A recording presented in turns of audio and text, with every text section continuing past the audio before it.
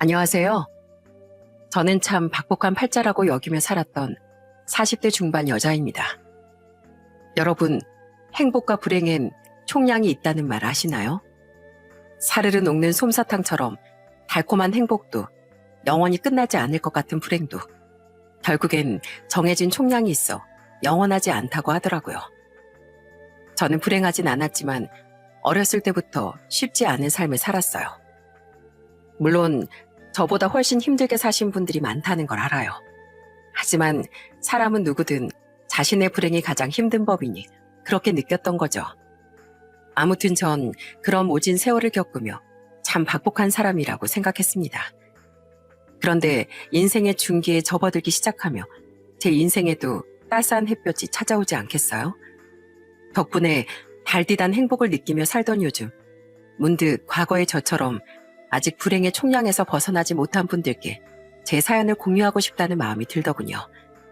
막연한 어둠을 헤매는 것보단 언젠간 이 또한 끝날이라는 희망을 가지고 어둠을 헤쳐나가는 것이 훨씬 위안이 될 테니까요.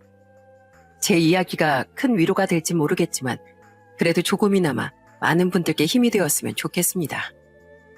저희 부모님은 제가 12살, 남동생이 9살일 때 이혼을 하셨어요. 제 아버지란 인간은 술만 취하면 엄마를 괴롭히던 사람이었거든요. 이후 엄만 온갖 허드렛 일을 다하며 우리를 키워주셨습니다. 저는 어려운 집안 형편에 대학엔 별 뜻 없다는 거짓말을 하며 대학 진학을 포기했어요. 그리곤 20살이 되며 공장에 취업을 했죠. 그런 제 가슴 속엔 남다른 꿈이 하나 있었는데 그건 언젠간 멋진 광고 디자인 일을 하는 거였어요. 하지만 살던 곳이 시골이라 배울 학원도 없어 저는 관련 서적만 사서 틈틈이 읽곤 했습니다. 그리고 공부를 잘했던 동생이 서울에 있는 대학에 합격하며 저 또한 제 꿈에 한 발자국 더 다가갈 수 있었죠. 우와, 서울 말만 들었지 진짜 눈이 돌아간다. 그치 엄마? 그러게 시골뜨긴 우리가 서울에서 잘 적응할 수 있을지 모르겠다. 우린 동생의 대학 생활을 위해 큰맘 먹고 다 같이 고향인 시골에서 서울로 이사를 했습니다. 엄마는 한 식당에, 저는 운이 좋게 월급이 더 많은 공장에 취업할 수 있었죠. 처음엔 서울살이에 대한 걱정을 많이 했는데 그 걱정은 금세 기쁨으로 바뀌었어요. 서울엔 그토록 제가 배우고 싶었던 광고 디자인 일을 배울 수 있는 학원들이 있더라고요. 컴퓨터 프로그램도 디자인도 모두 말이죠.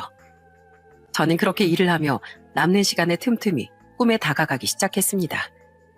하지만 겨우 조금 살만해지려던데 저희 집엔 불행이 찾아오더군요. 왜? 이제 겨우 우리도 더 행복해질만 남았다고 생각했는데 왜 또 이런 일이 생기냐고. 우리 엄마 불쌍해서 어떡해. 제가 25살 때 자주 복통을 호소하던 엄마는 췌장암 3기라는 날벼락 같은 진단을 받으셨어요. 저는 휴학하겠다는 동생을 말린 뒤 제가 학원을 그만두고 생활비와 엄마의 병원비를 댔습니다. 하지만 동생과 저의 간절함에도 불구하고 결국 엄만 2년의 투병 끝에 세상을 떠나셨죠. 이후 동생과 저는 전보다 훨씬 서로를 의지하며 살아갔어요. 저는 전처럼 다시 일을 하며 학원을 다녔고 동생은 대학 공부와 가외 아르바이트에 열중했습니다. 졸업 후 동생은 취준생 생활 끝에 나이 28에 대기업에 합격했는데 그때까지 전 물심양면 동생의 뒷바라지를 했습니다. 그렇게 합격 통보를 받은 날 동생은 저를 얼싸안고 흐느끼며 이러더군요. 이게 다 누나 덕분이야. 누나가 대학에 가고 싶어 했던 것도 남다르게 키워오던 꿈을 포기하고 싶지 않았던 것도 다 알고 있었어. 그런데 내가 우겨도 누나는 고집을 부렸을 걸 아니까 차라리 빨리 내가 누나의 걱정을 덜어주는 게 낫겠다 싶어서 죽기 살기로 노력했던 거야. 그러니까 누나, 엄마 마지막 말씀처럼 이젠 누나를 위한 인생을 살아. 알았지? 항상 제 뒤를 졸졸 따라다니던 어린애처럼 느껴졌건만 그날은 동생이 저보다 훨씬 듬직하게 느껴지더라고요. 그런 동생의 응원에 힘입어 저는 공장을 그만두고 편의점 아르바이트를 시작했습니다. 그리고 틈틈이 공부하던 전과 다르게 열심히 공부에만 매진했죠. 그 결과 저는 나이 33세 드디어 광고 디자인 회사에 입사할 수 있었어요. 비록 직원 수도 몇 안 되는 아주 작은 회사였지만 그렇게나마 꿈의 첫 발자국을 내딛었다는 생각에 더없이 행복했습니다. 이후 저는 중견기업을 다니던 남편을 만나 나이 35에 결혼도 하게 됐죠. 그때 동생은 극구 됐다는데도 현금 2천만 원과 제 혼수까지 전부 다 마련해 주더군요. 네가 안 먹고 안 입으면서 피같이 모은 그 큰 돈을 어떻게 내가 받아. 누나도 돈 있어. 괜찮아. 돈이야 또 벌면 되지만 누나 결혼은 한 번뿐이잖아. 부모님 없는 누나한테 뭔가 해줄 수 있는 가족은 나뿐인데 어떻게 내가 가만히 있어. 거절하지 말고 받아 누나. 그래야 내 마음이 안 불편해. 게다가 누나가 여태 날 위해 해준 것들을 생각하면 이건 아무것도 아닌 거 알잖아. 누나가 이렇게 계속 거절하면 나 너무 속상할 것 같아. 동생은 그렇게 제게 동생이기도 했지만 때론 오빠 같고 때론 아빠 같기도 한 듬직한 아이였어요. 그렇게 저는 결혼 생활을 시작하게 됐죠. 저는 그 결혼이 새로운 행복으로 가는 길이라 믿었습니다. 결혼하고 곧장 딸을 가지기까지 했으니 이제야 제 인생에도 진정한 봄날이 오나 싶었어요. 하지만 결혼은 행복이 아니라 또 다른 불행의 시작이었다는 걸 저는 뒤늦게 깨닫게 됐죠. 당신 어디야? 지금 시간이 몇 시인데 왜 안 들어와? 친구들하고 술 먹고 얘기하다 보니까 시간이 벌써 이렇게 됐네. 금방 들어갈게. 거짓말 하지 마. 당신 또 그놈의 내기화투인지 뭔지 치러 갔지? 남편은 제가 딸을 낳고 난 뒤부터 딴판으로 변하기 시작하더군요. 새벽까지 노름을 하러 다니고 어떨 땐 회사까지 빠진 채 몇 날 며칠을 노름판에서 지새더라고요. 출산을 하며 회사의 눈치가 보여 일을 그만뒀던 전 애를 얻고 그런 남편을 찾아다녔죠. 울고 화를 내도 설득이 되지 않자 저는 시부모까지 찾아가 부탁했어요. 어머님, 아버님, 우리 예원이 아빠 좀 알려주세요. 제가 두 분께 정말 말씀 안 드리려고 했는데 그 사람 내기 화투인지 뭔지에 단단히 홀려 있어요. 애랑 먹고 살아야 되는데 자꾸 월급도 안 가져오고 전에 미리 모아놓던 돈으로 겨우 버티고 있다고요.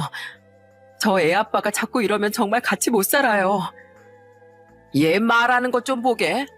남자가 일하다 보면 힘들어서 스트레스 풀려고 그런 거 할 수도 있는 거지.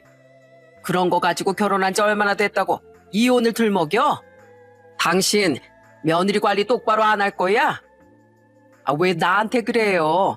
고아라서 배운 게 없으니 말도 저 따위로밖에 못하는 거죠. 예, 넌 부모도 없는 고알 우리랑 종우가 걷어줬으면 감사합니다 하고 납작 엎드려서 살아야 하는 거 아니냐? 네가 이혼하면 갈 데가 어디 있는데? 그리고 네가 얼마나 집에서 네 남편 마음을 편하게 못 해줬으면 걔가 그렇게 돈 쓰면서까지 밖으로 나돌아? 남편은 아내하기 나름이라는데 집에 저런 곰 같은 애가 들어와서 결국 우리 아들을 망치는구만. 어머님, 아버님, 무슨 말씀을 그렇게 하세요? 그럼 두 분 아들이 잘못한 건 하나도 없고 저만 문제라 그 말씀이세요? 우리가 우리 아들을 얼마나 잘 키웠는데 너 그럼 지금 우리가 아들을 잘못 키웠다고 말하는 거야? 부모도 없는 고아 주제에 건방지게. 예, 분명히 말해두는데 너 하늘 같은 남편한테 대들거나 큰 소리 내기만 해봐. 넌 그냥 숨죽이고 살면서 우리 종호 불편하지 않게 살림 깔끔하게 잘하고 몸종처럼 살면 돼. 알았어?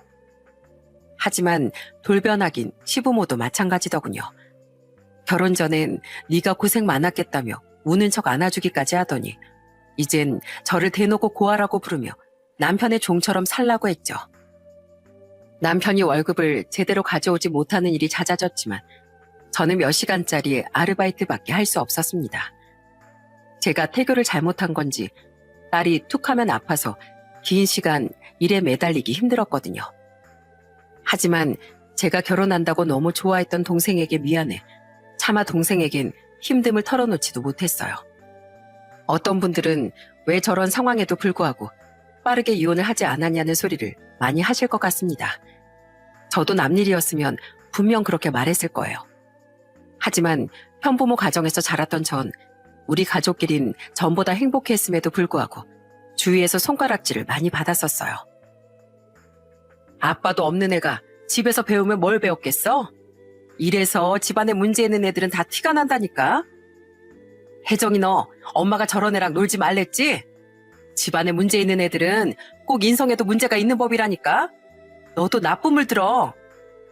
나만 아니면 된다 생각하려고 했지만 그 시간들은 제게 분명한 상처로 남아 있었습니다.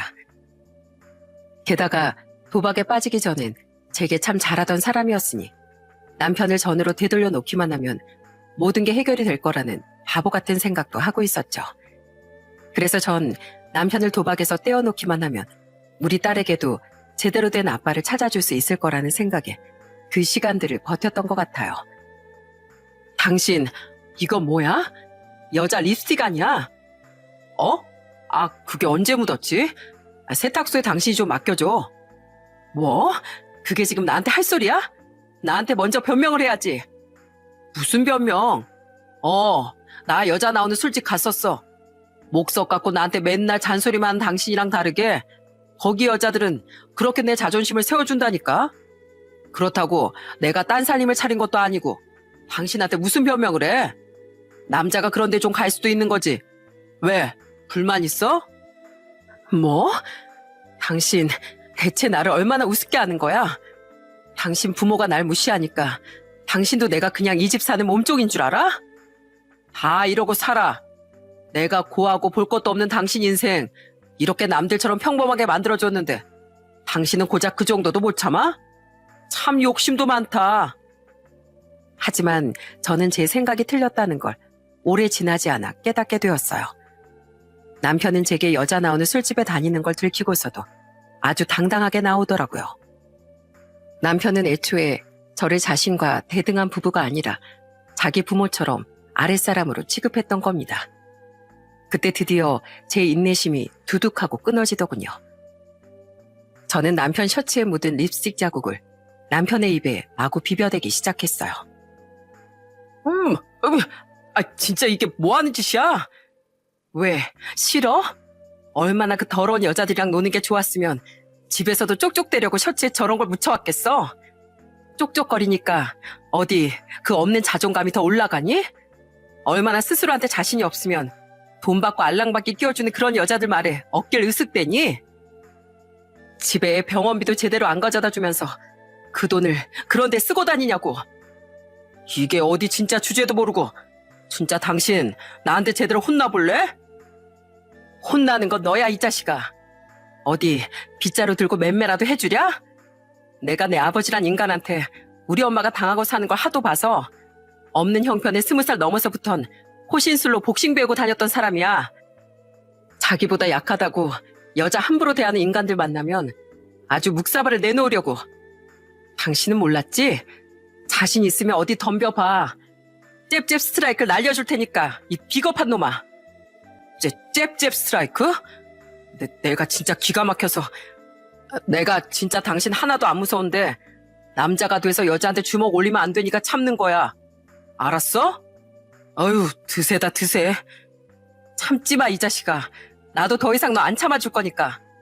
나 더는 너 같은 버러지랑은 못 살아. 내일 이혼 서류 떼올 테니까 얌전히 도장 찍어. 허이구, 예, 아주 감사하네요. 나도 덕볼 처가도 없고 고아 주제에 순종은커녕 맨날 잔소리를 달고 사는 당신 같은 여자랑 더는 살기 싫었어. 얌전한 여편 낸 줄 알고 꼬셨더니 나야말로 완전 사기 결혼 당한 거라고. 설마 배도 못 잇는 당신 딸까지 나한테 떠넘길 건 아니지? 웃기지 마라. 나한테 떠넘기면 당장 고아원에 내다 버릴 거야. 누가 너 같은 인간한테 우리 예원이 보낸대? 어림없는 소리 하지도 마. 너 같은 놈한테 소송을 걸어서라도 우리 예원이 못 주니까. 꼴에 자존심 부리긴. 나 나갈 거니까 나 돌아오기 전에 애랑 짐 싸서 나가. 알았어? 나중에 나 붙잡아도 소용없으니까 구질구질하게 매달리지 말라고.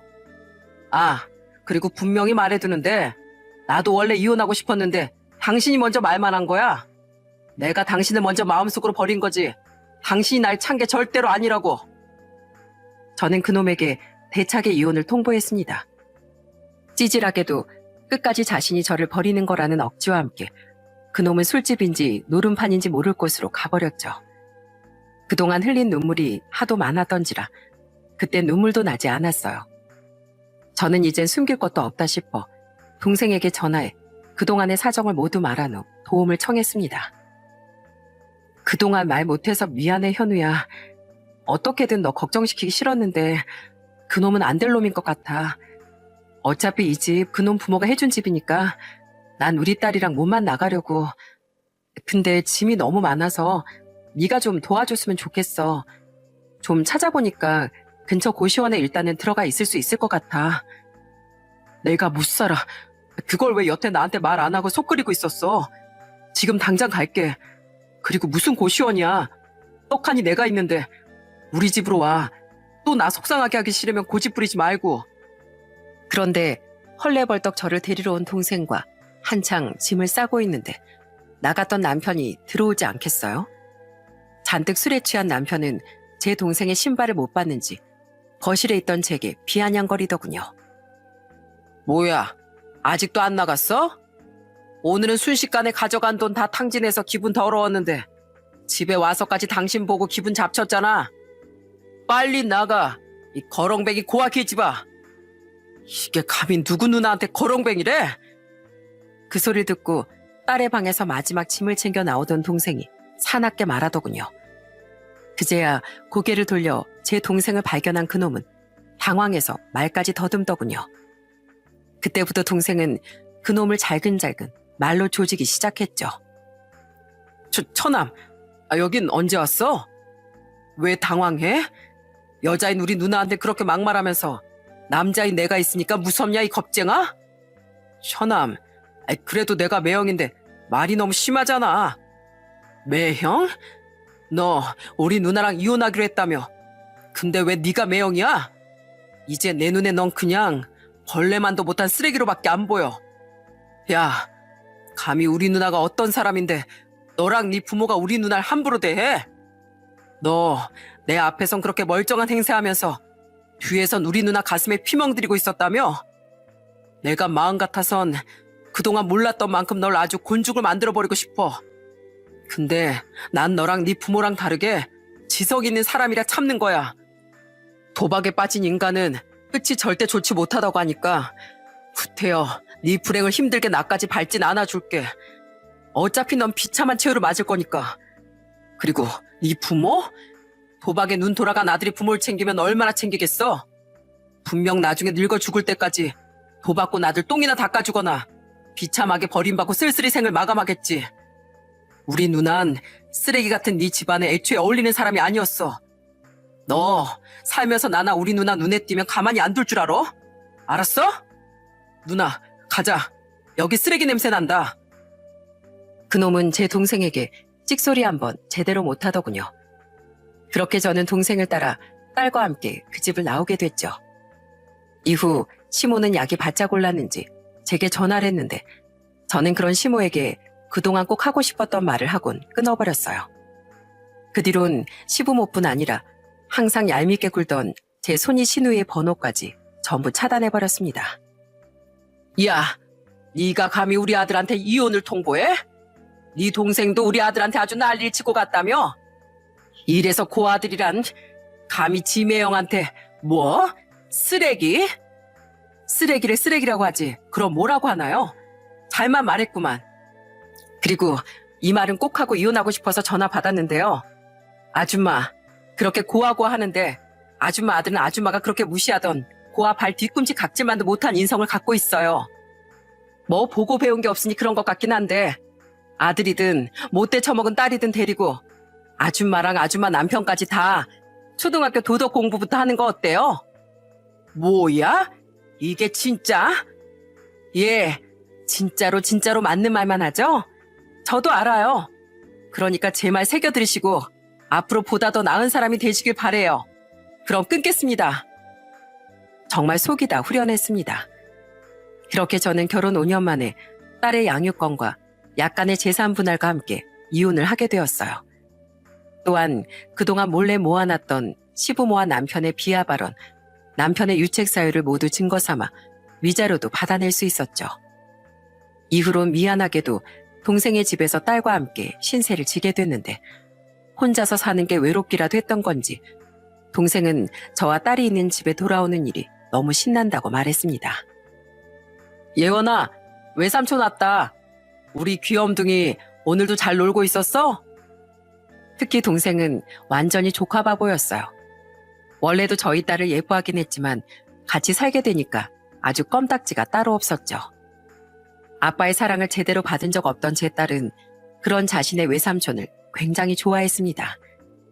한편 저는 한동안 제가 이젠 결혼에까지 실패한 불운하라는 생각을 잠시 가졌었어요. 하지만 이혼하고부터 잔병 치레가 그렇게 많았던 저희 딸이 점점 건강해지기 시작하더군요. 그 집에 안 좋은 기운이 있었던 건가? 어쩜 이혼하자마자 애가 이렇게 건강해지지? 그러게, 애초에 그 집은 누나랑 예원이가 살 집이 아니었나 봐.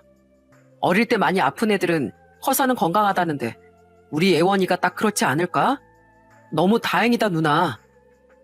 덕분에 저는 이혼한 지 1년이 조금 못 되었을 때부터 아이를 어린이집에 맡기고 아르바이트가 아닌 취업 자리를 알아보기 시작했습니다. 아이를 낳으며 잠시 포기했던 광고 디자인에 대한 꿈을 다시 움켜쥐고 싶었던 거죠. 하지만 혼자 애를 키우고 있는 나이 41에 제대로 된 경력도 없는 여자를 채용해주겠다는 곳은 좀처럼 없더군요. 아, 경력이 그 나이에 3년밖에 없으시네요. 네, 하지만 일할 때 일 잘한다는 이야기 정말 많이 들었습니다. 시켜만 주시면 정말 열심히 할 수 있어요. 아, 네. 우선 연락드리겠습니다. 수고하셨습니다. 각오는 했지만 찬바람만 쌩쌩 부는 면접장의 분위기에 상처도 참 많이 받았어요. 하지만 저는 딸을 위해서라도 끝까지 포기하지 않는 엄마가 되고 싶었어요. 저는 굴하지 않고 열심히 이력서를 돌렸습니다. 그러다 이혼한 지 2년째 되던 해엔 한 회사의 면접 자리에서 조롱을 받기도 했죠. 그리고 그날은 제 운명의 날이었어요. 김세영 씨? 뭐야, 사람 급하다고 아무나 다 면접을 이렇게 잡으면 어떡해? 면접관은 남자 둘이었는데 그들은 제 이력서를 보고 피식 비웃더군요. 이럴 거면 사람을 왜 여기까지 불렀나 싶었지만 저는 끝날 때까진 끝나는 게 아니라는 생각으로 미소를 유지했습니다. 하지만 그들의 무시는 계속됐죠. 김세영 씨. 대학도 안 나온 고졸의 지방 출신이네요. 그 뒤로 경력은 공장. 뭐 경력도 없네. 아니요. 거기 보시면 3년간 광고 디자인 회사에 다녔던 경력이 있습니다. 아, 네. 여기가 어디야? 뭔 듣도 보도 못한 회사네. 박 차장, 여기 들어본 적 있어? 아니요, 처음 보는데요. 김세영 씨, 여기가 큰 회사인가요? 그건 아니에요. 직원 수가 10명도 안 되는 곳이긴 했는데 그래도 나름 꽤 오래되기도 했고 저도 거기서 아이 낳기까진 인정을 많이 받았었어요. 네네, 됐습니다. 거기까지만 하셔도 돼요. 부장님, 그만 정리하고 다음 면접 준비하시죠. 그동안 그래도 열심히 살았다고 생각했건만 숨고 싶을 만큼 자존심 상하고 수치스러웠습니다. 이번 면접은 정말 최악이었다고 생각하며 인사하려던 그때 누군가 사무실 문을 열고 제 뒤에서 들어오더군요. 그러자 두 사람은 심드렁한 표정을 싹 지우고 벌떡 일어나 깍듯이 인사하더라고요. 오셨습니까, 대표님? 여긴 어쩐 일로? 오늘 바쁘다고 하시지 않았어요? 미팅 최대한 일찍 끝나고 왔어요.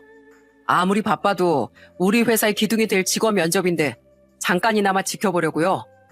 근데 벌써 한 분은 끝나는 분위기네요. 안녕하세요.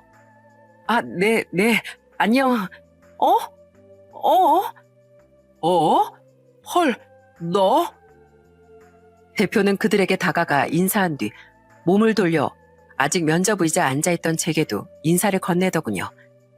벌떡 일어나 마찬가지로 인사를 하려던 순간 저는 그 자리에 굳고 말았습니다. 눈을 마주친 대표의 얼굴이 굉장히 낯이 익었거든요. 그리고 그건 대표도 마찬가지였는지 대표의 눈이 휘둥그레지더군요. 저를 먼저 아는 척한 건 바로 대표였죠. 너 김세영 맞지? 너 창규지? 김창규 맞지? 이 회사 대표가 너였어? 여기가 내 회사야. 세상에, 너 우리 회사에 면접 보러 온 거야? 진짜 세상 좁다. 아니, 어떻게 이런 우연이 있지? 그 사람은 바로 제 중학교 시절 단짝 친구였던 창규라는 친구였던 거예요. 아무리 세월이 지났어도 사람의 얼굴이 얼마나 변하겠습니까? 워낙 친했던 우리는 20여 년 만에 만난 그날 서로를 단번에 알아봤어요. 저를 무시했던 면접관들은 당황한 표정으로 대표에게 묻더군요. 대표님, 아는 분이세요? 아, 네. 저 세영아, 일단 여기 회사니까 우리 이따 저녁이나 먹으면서 얘기 좀 할까? 여기 이력서에 있는 이 번호로 연락하면 되지? 좋아. 저 그럼 이만 가보겠습니다. 수고하셨습니다. 세영아, 꼭 전화 받아야 돼? 알았지? 우선 면접이 끝난 저는 다음 면접자들을 위해 면접장에서 나왔습니다. 그리곤 집에 돌아오는 내내 오랜만에 떠오른 과거 기억에 웃음이 나더라고요. 창규는 저와 동생 엄마가 셋이 살던 집의 옆집에서 할아버지와 둘이 살던 제 동갑내기 친구였어요. 창규의 부모님이 우리가 중학교 1학년 때 이혼을 하면서 창규의 아버지가 할아버지께 창규를 맡기고 도시로 돈을 벌러 갔었죠. 말이 돈을 벌러 간 거지 사실상 창규의 아버진 창규를 한 번도 찾지 않고 자신이 아버지에게 버린 거나 다름없었어요. 이 세상의 아버지란 인간들은 다들 한심한 인간들인가 봐. 그치? 너희 어머니를 그렇게 괴롭히던 세영이 네 아버지나 내 아버지나 똑같은 인간들이잖아. 글쎄, 비록 우리 아버지들은 그랬지만 다른 애들 부모님을 보면 꼭 그렇지만도 않더라. 그러니까 창규 넌 나쁘게만 생각하지 말고 나중에 아빠가 되면 꼭 네 자식한테 좋은 아빠가 돼줘. 나도 나중에 내 아이들만큼은 꼭 좋은 아빠 아래에서 자라게 해주고 싶어. 야, 세영아, 뒷산에 놀러 가자. 어제 비 와서 개구리 엄청 많이 나와 있을 거야. 개구리 잡으러 가자. 난 개구리 징그러워서 싫어. 그럼 나 잡는 거 구경만 해. 단짝 친구 좋다는 게 뭐냐. 나 혼자 놀기 심심해. 부모님의 이혼이라는 아픔과 비슷한 아버지를 뒀다는 공통점으로 인해 우린 빠르게 가까워졌습니다. 시골 마을에 살던 우리는 산으로 들로 뛰어다니며 놀았고 가끔은 제 동생까지 껴서 셋이 자전거를 타고 놀기도 했죠. 또한 창균의 할아버지와 저희 엄마의 사이도 굉장히 좋았습니다. 할아버진 저희 엄마를 마주칠 때마다 따뜻하게 대해주셨는데 엄만 그런 할아버지를 참 좋아하셨거든요. 아주머니, 집에 있죠? 내가 감자를 좀 많이 삶았는데 아주머니랑 애들 생각이 나서 가져왔어요. 아주머니 감자 참 좋아하잖아요. 어머, 감사해요, 할아버지. 감사는 무슨, 나야말로 매번 밑반찬 만들어주고 우리 창규도 잘 챙겨줘서 고마워요. 그런 두 분 덕에 우리 세 아이는 더더욱 친하게 지낼 수 있었어요. 할아버진 갈수록 연로해지며 일을 많이 하지 못하셨는데 그러다 보니 형편이 저희 집보다도 안 좋았어요. 그걸 눈치챈 엄마는 없는 형편에도 반찬들을 만들어 창균의 집에 나눠드리곤 했죠. 저 아주머니 미안한데 혹시 이번 달만 나 돈 좀 빌려줄 수 있을까요? 다름이 아니고. 아이고 됐어요 할아버지. 이유 말씀 안 하셔도 돼요. 오죽 급하셨으니까 오셨겠죠. 저도 여유가 없어서 크게는 못 도와드리지만 조금은 도와드릴 수 있어요. 이웃사촌 좋다는 게 뭐예요. 엄마는 없이 살지언정 절대로 인색한 분이 아니었습니다. 창규와 제가 고등학교 입학할 땐 아예 저와 함께 창규를 데리고 가서 교복까지 맞춰주셨어요. 할아버지께서 창규의 교복을 사줄 돈이 없어 몰래 집 밖에 나와 흐느끼시는 걸 엄마와 제가 함께 봤었거든요. 할아버진 교복을 사들고 온 창규를 보곤 저희 엄마의 손을 잡고 펑펑 우셨죠. 내가 할애비가 돼서 우리 창규한테 참 해준 게 없습니다. 이번에 교복도 못 사줘서 물려입을 교복을 찾아봐야 하나 고민하고 있었는데 정말로 감사합니다, 아주머니. 아유, 아니에요. 동갑내기 딸을 둔 엄마로서 어떻게 창규가 남 같겠어요. 다 어려울 때 돕고 사는 거죠. 창규는 그런 저희 엄마에게 늘 어머니하고 부르며 깍듯이 대하고 고마워했습니다. 우리 두 가족은 가끔은 한 집에 모여 식사도 하며 그렇게 굉장히 가깝게 지냈죠. 한 번은 제가 고등학교 하굣길에 불량한 무리를 만난 적이 있었는데 어떻게 알고 창규가 마구 뛰어오더라고요. 어찌나 소리를 질러대는지 불량배 무리가 기겁을 하고 도망가지 않겠어요? 고마워 창규야. 나 너무 무서웠어. 그런데 여긴 어떻게 알고 온 거야? 우리 동네도 아닌데. 이 근처에서 요새 돈 빼는 불량배들 무리가 있다고 우리 학교도 소문이 났더라. 그래서 걱정돼서 너 마중 나오고 있었지. 이럴 게 아니라 우리 앞으로 저기 저 앞에서 만나서 학교 끝나고 같이 집에 가자. 이후 한동안 창규는 정말로 저를 매일같이 집에 데려다 줬습니다. 어린 마음에 그런 창규가 참 든든한 친구라고 느껴지더라고요. 우린 언제까지나 이렇게 절친한 친구로 지낼 거라고 믿었죠. 하지만 창규는 고등학교 3학년 때 서울로 이사를 가게 됐어요. 한동안 편찮으시던 할아버지가 돌아가신 후 창규는 서울에서 혼자 사시던 엄마에게 가게 됐거든요. 창규의 아버진 할아버지가 돌아가셨을 때도 코빼기도 보이지 않았죠. 창규야, 서울 가서도 나 잊으면 안 돼? 알았지? 엄마랑 행복하게 잘 살고. 너야말로 나 잊지 마. 내 걱정은 말고 항상 너희 어머니랑 현우 잘 챙겨. 우리 나중에 꼭 다시 만나자.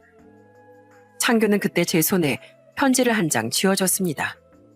눈물의 이별을 한 후 집에서 그 편지를 읽어본 저는 아쉬운 마음에 다시 눈물을 뚝뚝 흘렸죠. 세영아, 내가 또 널 언제 볼지 모르겠지만 너에게 이 말을 못하고 가면 평생 한이 될 것 같아서 편지로나마 고백해. 나 너 참 많이 좋아했어. 비록 용기가 없어서 말은 못했지만 부모님이 이혼한 후 힘든 시간을 맞이한 나에게 너는 선물이었어. 그동안 너로 인해서 행복했고 너로 인해서 내가 웃을 수 있었어. 그리고 너와 너희 어머니 그리고 네 동생으로 인해서 위로의 따뜻함도 배웠어. 너와 함께 보냈던 시간들, 이곳에서의 추억들, 나 절대로 잊지 못할 거야. 자주 연락하고 성인 돼서 꼭 다시 만나자. 창규처럼 저 또한 창규와 놀았던 시간들이 가슴속에 오래도록 따뜻한 기억으로 남아있었습니다. 저는 아쉬운 마음에 눈물을 흘리면서도 저를 좋아했다는 창규의 고백이 귀여워 웃기도 했어요. 하지만 그땐 설레기보단 좋아했다는 표현이 사춘기 시절 풋사랑인 걸 알기에 대수롭지 않게 생각했죠. 우린 그 뒤로 한동안 집 전화를 통해 연락을 주고받았지만 머지않아 창규와의 연락은 영영 끊기고 말았습니다. 전셋집에 살던 우리 가족은 얼마 뒤 전세금이 올라 이사를 하게 됐는데 그때 전화번호가 바뀌었었어요. 그런데 창규 어머니의 집 전화번호가 적힌 종이를 잃어버리기까지 해서 더 이상 연락을 할 수가 없었죠. 그땐 지금처럼 휴대폰이 보편화된 시기가 아니었으니까요. 이후 치열하게 살며 엄마까지 돌아가시다 보니 창규에 대한 기억은 서서히 옅어지다 어느새 잊혀졌습니다. 그런 창규를 무려 42살에 다시 만나다니 얼마나 반가웠겠어요. 저는 그날 어린이집에서 하원시킨 딸을 퇴근한 동생에게 부탁했습니다. 그리고는 창규와의 저녁 약속을 위해 한 삼겹살집으로 향했죠. 우린 삼겹살에 소주를 마시며 그간의 회포를 풀었답니다. 야, 내가 세영이 너랑 이렇게 술잔을 기울일 날이 오다니 정말 꿈만 같다. 내가 너 얼마나 보고 싶어 했는지 알아? 나중에 동네 찾아갔을 때 너희 가족이 이사 갔다고 해서 엄청 실망했었어. 미안해. 아직 외우지 못했던 너희 어머니 집 전화번호를 잃어버렸다니까. 그러고 보면 누구나 휴대폰 가지고 있는 지금 세상이 너무 좋아졌다고 생각해. 그래서 지금 너희 어머니는 잘 지내셔? 넌 어쩌다가 회사 대표까지 됐어? 서울에 오면서 어머니가 이제라도 대학 입시 준비를 하라고 엄청 퇴근하셨어. 요샌 대학 안 나오면 무시받는 세상이라면서 말이야. 그런 어머니 덕분에 삼수에서 대학에 가고 회사 다니다가 좋은 기회가 돼서 내 회사도 차리게 됐지 뭐. 운이 좋아서 이렇게 빨리 회사도 자리 잡을 수 있었고 말이야.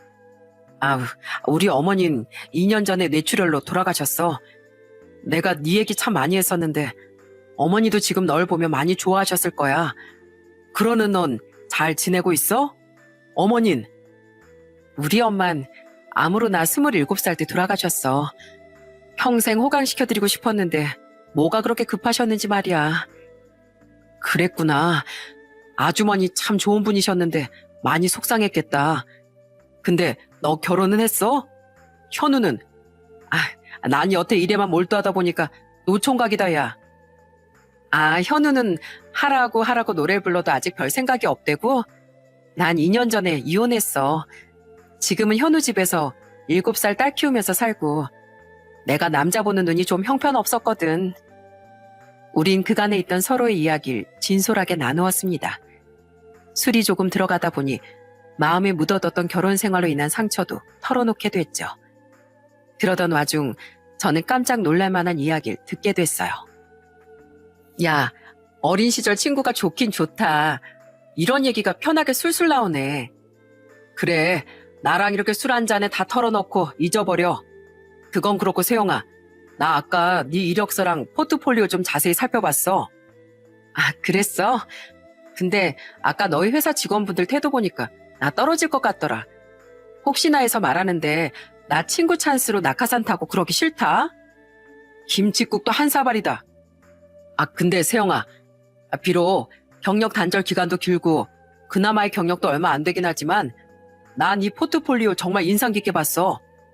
다른 면접자들은 다들 대졸이고 경력도 꽤 됐는데 유독 이 포트폴리오가 내 눈길을 사로잡더라고. 아이디어가 정말 참신하고 열심히 고민한 게 느껴지더라. 그래서 말인데 나 회사 대표로서 진지하게 제안할게. 우리 회사에 정말로 들어와서 일해보지 않을래? 창규는 제게 자신의 회사에 일자리를 주겠다고 말했던 겁니다. 너무 놀라서 저는 술을 코로 뿜을 뻔했어요. 조금 알딸딸했던 정신이 확 깨며 저는 눈을 동그랗게 떴죠. 야, 너 지금 나한테 합격 통보해주는 거야? 근데 아까도 말했듯이 나 낙하산은 진짜로 싫어. 네가 지금 찬밥 더운 밥 가릴 처지냐? 그리고 나 꽤 인정받는 젊은 사업가야. 회사 일 절대 장난으로 안 해. 난 정말로 네 포트폴리오를 보고 가능성을 봤어. 그러니까 김세영 씨, 정식으로 저희 회사에 출근해달라고 대표로서 제안하는 겁니다. 진짜? 진짜야? 나 진짜로 합격이야? 우와, 만세! 여러분, 저 드디어 취업했어요. 저 이제 광고 디자인 회사 직원이라고요.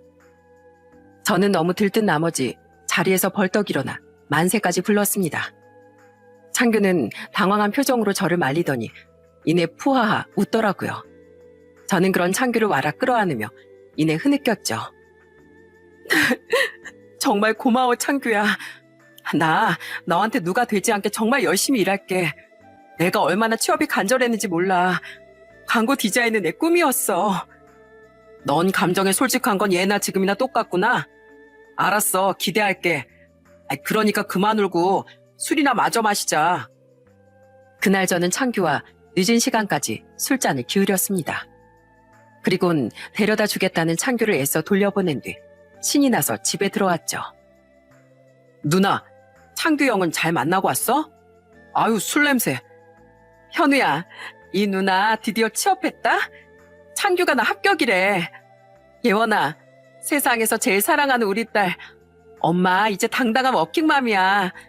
엄마가 드디어 꿈에 더 다가갔어. 두고 봐.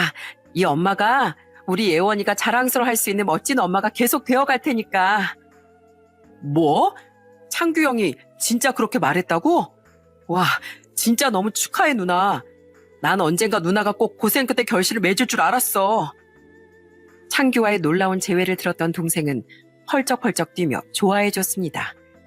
그렇게 저는 들뜬 마음으로 그 다음 주부터 창규의 회사에 출근을 하게 됐어요. 저 사람이에요? 대표님 지인이라는 낙하산이? 듣겠어. 내가 틀린 말 했나요, 뭐? 부장님이랑 차장님이 떨어뜨리려고 했는데 대표님이 우겨서 취업시킨 거라면서요. 하긴 우리 회사 사람들 다들 한능력 하는데 낙하산 주제에 얼마나 버티겠어요? 각오했듯이 회사 사람들은 저를 보며 대놓고 수군댔습니다. 특히 저를 면접에서 떨어뜨리려고 했던 두 사람은 저를 못마땅하게 바라봤죠. 하지만 저는 저를 믿어준 창규의 얼굴에 먹칠을 하지 않기 위해서라도 이를 악물고 열심히 일했어요. 퇴근하고 나서도 딸과 동생의 밥을 챙겨준 뒤 컴퓨터 앞에 앉아 악착같이 공부만 했습니다. 뭐야, 이거 세영 씨 아이디어야? 어디 인터넷에서 베껴온 거 아니야? 아닙니다. 순수 제 창작물이에요. 생각보다 아주 센스가 있네. 하긴 저번에 면접 볼 땐 이력서만 보고 포트폴리오 제대로 안 살펴봤었는데 다시 보니까 나쁘지 않더라고. 다들 이번엔 세영 씨 아이디어로 프로젝트 진행해보지? 오, 세영 씨 다시 봤어요. 낙하산은 낙하산인데 능력 있는 낙하산이셨나 봐요. 우리 오늘 점심 양식 먹을 건데 같이 가실래요? 그런데 그 노력이 빛을 발했는지 회사 사람들은 점점 저를 인정해주기 시작하더군요. 저를 가장 못마땅하게 여겼던 부장님과 차장님은 알고 보니 실력만 있으면 순순히 인정을 해주는 분들이더군요. 다른 직원들 또한 처음엔 저를 점심 식사에 끼워주지도 않더니 나중엔 점심 식사뿐 아니라 친목 위주의 회식에도 가자고 엄청 조르더라고요. 역시 김세영, 난 회사 사람들이 널 언젠간 인정해 줄 줄 알았어. 멋지다 너. 그렇게 회사에 잘 적응해가는 저를 보며 창규는 마치 자기 일처럼 기뻐해줬습니다. 회사를 다니며 하나 더 좋았던 점은 창규와도 많은 시간을 어울릴 수 있었다는 것이었어요. 저는 창규와 가끔은 둘이 점심을 먹기도 했고 업무 틈새 시간에 커피를 한 잔씩 하기도 했죠. 오랜 친구와의 수다는 저에게 편한 휴식이라 너무 좋더라고요. 그러다 창규는 제게 이렇게 말하기도 했어요. 나 네 딸도 한번 보고 싶어. 너 닮았으면 엄청 귀엽고 똘똘하겠다. 그리고 현우도 나 보고 싶어 하지 않아? 안 그래도 제 동생 또한 창규를 보고 싶어 했던 터라 저는 동생과 상의 후 아예 창규를 주말 저녁 식사에 초대했습니다. 이것저것 음식을 직접 하기도 하고 배달 음식도 시켜서 아주 한상 푸짐하게 차렸죠. 우와, 창규 형, 왜 이렇게 멋있어졌어요?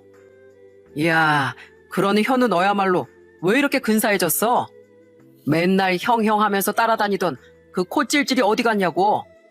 아이, 찔찔이는요, 형 마지막으로 봤을 때가 중3이었는데요. 그나저나 너무 반가워요, 형. 나도야, 임마. 아, 네가 예원이구나? 반가워. 아저씨는 예원이 엄마랑 외삼촌의 오랜 친구야. 안녕하세요. 안예원입니다. 말투도 어쩜 이렇게 똘똘해. 야, 세영아, 예원이 눈매가 딱 너다, 너. 예원아, 아저씨가 용돈 줄게. 이걸로 맛있는 과자 사 먹어. 야, 애 버릇 나빠져, 주지 마. 아이, 괜찮아. 어른이 주는 건 원래 거절 안 하고 받는 거야. 아유, 예뻐라. 예원아, 아저씨가 목말 태워줄까? 좋아요. 저 목말 완전 잘 타요. 가끔 우리 삼촌이 태워줬어요. 동생과 창규는 아주 반갑게 제외 인사를 했습니다. 그리고 저희 딸은 처음 만난 창규에게 낯 한 번 가리지 않더라고요. 아마 자신을 예뻐해주는 창규를 한눈에 알아본 거겠죠. 이후에도 창규는 종종 저희 집에 놀러 왔습니다. 그리고 사이가 점점 가까워지며 창규와 저는 딸과 셋이 그리고 나중엔 둘이서만 만나는 관계까지 자연스럽게 발전하게 됐죠. 친구가 아니라 서로 조심스러워지는 남녀 사이로 말입니다. 가장 힘겨운 시간에 제게 손을 내밀어줬을 뿐 아니라 제 상처를 보듬어주고 특히 저희 딸에게 아빠처럼 잘해주는 창규에게 너무 고마웠어요. 그리고 그런 창규가 재회한 지 2년 만에 제게 청혼했을 때 제가 거절할 이유는 아무것도 없었죠. 세영아, 이제 나 예원이한테 아저씨가 아니라 아빠 하고 싶은데 그래도 될까? 그리고 네 상처를 평생 옆에서 치유해 줄 수 있는 듬직한 남편이 되고 싶어. 우리 예전에 서로 나눴던 말 기억해? 난 우리 아버지란 인간들과 달리 좋은 아빠가 되고 넌 네 아이한테 좋은 아빠를 만들어주겠다고 한 말 말이야. 우리 그거 이제 같이 하자. 난 평생 세영이 너 행복하게 만들어줄 자신 있어. 난 이미 과거가 있는 사람인데 정말 나랑 평생을 약속해도 괜찮겠어? 당연하지. 아마 내 첫사랑인 널 다시 만나기 위해 내가 지금껏 결혼을 하지 않은 게 아닐까? 난 우리가 언젠가 다시 만나서 부부가 될 운명이었다고 생각해. 그러니까 세영아, 나랑 결혼해줘. 그렇게 저는 이혼한 지 4년 만에 회사 직원들의 축하까지 받으며 재혼을 하게 됐습니다. 박복하기만 한 줄 알았던 제 인생에 찾아온 최고의 반전의 순간이었죠. 이렇게 행복해지려고 그 불행한 세월을 다 겪었나 싶어 감동의 눈물이 흐르더군요. 제 동생 또한 창규라면 자신도 걱정을 덜어놓을 수 있다며 축하를 아끼지 않아 주었어요. 그래서 2년이 흐른 지금 저는 그 어느 때보다 행복한 매일을 보내고 있답니다. 저와 남편은 원래 저와 동생이 살던 아파트 옆 단지로 신혼집을 얻었어요. 때문에 우리와 동생은 비록 따로 살지만 거의 매일같이 함께 저녁을 먹으며 한 가족처럼 지내고 있죠. 제 남편은 생각보다 훨씬 세심하고 다정한 사람이더군요. 특히 딸 사랑이 엄청나 직접 책가방을 챙겨주고 숙제도 봐주며 다 큰 어른이 제 딸에게 재롱까지 부리더라고요. 아빠, 나 학교에서 남자친구 생겼다? 뭐? 예원아, 아빠가 뭐라고 했어? 아빠랑 삼촌 빼고 남잔 다 늑대야. 나중에 대학 가고 나서 남자친구 사귀어도 늦지 않어. 그냥도 여보, 요새 애들이 얼마나 조숙한데 다 저렇게 경험하고 하는 거지 뭐. 그래도 11살이면 너무 이르잖아. 예원아, 아빠가 좋아, 걔가 좋아? 아빠. 그래, 앞으로 아빠보다 좋아하는 사람 생기기 전까진 남자친구 같은 거 만들면 안 돼. 알았지? 게다가 벌써부터 딸을 단속시키는 모습을 보니 아마 저희 딸이 결혼할 때 눈물을 한 바가진 흘리지 않을까 싶습니다. 처음 아빠 사랑을 제대로 받아본 딸은 벌써부터 자기 아빠의 완전한 껌딱지가 되어 있죠. 가끔은 제 동생이 서운해할 정도로 말입니다. 물론 남편과 제 동생은 지금 더 없는 절친이 되었어요. 두 사람은 제일 좋아하는 안주가 꼼장어인데 요즘 꼼장어 맛집을 찾겠다며 둘이 얼마나 어울려 다니는지 모릅니다. 얼마 전엔 저희 집에서 둘이 술을 마시며 이런 대화를 하더군요. 매영, 그거 알아요? 예전에 제가 매영을 미래의 제 매영으로 점 찍어놨었는데 그게 진짜가 될지 누가 알았겠어요? 이거 아부 좀 할 줄 아는 요망한 처남이로구만. 알았어, 다음 꼼장어는 내가 살게. 아싸, 우리 매영 최고. 대기업 부장이란 놈이 맨날 매영 주머니나 털어가고 말이야. 아무렴 제가 부장이어도 회사 대표만 하려고요. 매영, 제 매영이 돼주셔서 정말 감사드립니다. 앞으로도 저희 누나랑 우리 예원이 잘 부탁드려요. 나도 제발 잘 부탁한다는 말 좀 해보게. 처남 제발 장가 좀 가. 그런 그들의 모습을 보면 저도 모르게 행복한 미소가 얼굴에 퍼지곤 합니다. 저는 이렇게 여전히 남편의 회사에서 열심히 일하며 일상의 행복도 찾아가고 있어요. 저는 앞으로도 제가 가장 힘들 때 저를 구원해준 남편에게 최고의 아내로 그리고 최고의 누나이자 엄마로서 열심히 살아갈 생각이에요. 그런 제게 마지막 바람이 있다면 결혼에 영 관심 없어 하는 제 동생이 얼른 결혼해서 자신의 가정을 찾는 일이랍니다. 부디 제 동생이 제 남편처럼 좋은 여자를 만나 또 다른 행복을 느끼며 살아갔으면 좋겠어요. 그럼 저는 마지막으로 남편과 동생에게 짧은 메시지를 남기며 이만 사연을 마쳐보려고 합니다. 야, 김현우, 제발 장가 좀 가. 부탁이다. 그리고 현우야, 누나가 항상 고맙고 사랑해. 내 동생으로 태어나줘서 누나가 많이 고마워하는 거 알지? 그리고 여보, 내가 정말 밑바닥까지 떨어져 있을 때 날 구해줘서 진심으로 고마워. 아빠의 사랑을 모르던 우리 딸에게 든든한 아빠가 되어준 것도 말이야. 앞으로 당신이 나한테 그래준 것처럼 나도 당신에게 도움이 될 수 있는 든든한 아내가 되게끔 열심히 노력하면서 살게. 지켜봐줘. 여보, 현우야, 사랑해. 그리고 진짜 마지막으로 우리 딸 예원아, 엄마가 하늘만큼 땅만큼 사랑한다.